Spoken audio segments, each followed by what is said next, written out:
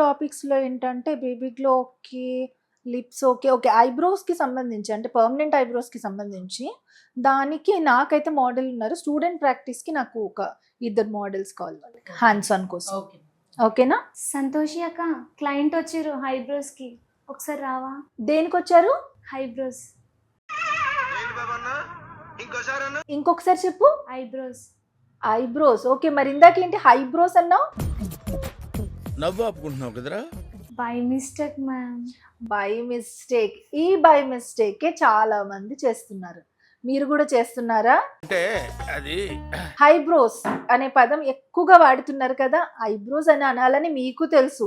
నేను 2 సార్లు అడగగానే తను మళ్ళీ ఐబ్రోస్ అని చెప్పింది. అంటే ఐబ్రోస్ అని పిలవాలి కానీ హైబ్రోస్ అని కాదు అని తెలిసినా కూడా by mistake eyebrows eyebrows eyebrows అని అలవాటైపోయింది.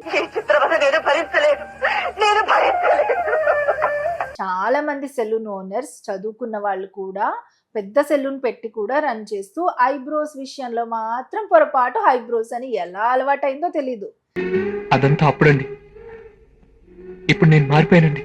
కానీ ఈ అలవాటు ఇక నుంచి మార్చుకోండి. వాడు విండండి. సో ఏమని పిలవాలి?